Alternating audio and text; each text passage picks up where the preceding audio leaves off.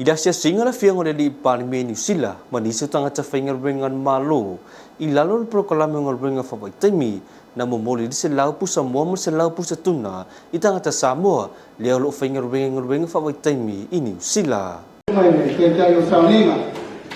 ia man mala ma vese se o mata to ma tamamigas o ta pena ta to malo mo sau e fio mani sta consula monato Asimato salmo ia no salmo mai me vesto me to sam se la tu samoa se la tu satuna me tu stufa me vesto me to sam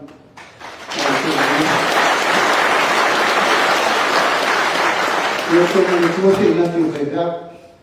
tu in magari e lo passò ya fer le ai burupuna e tolaiti batna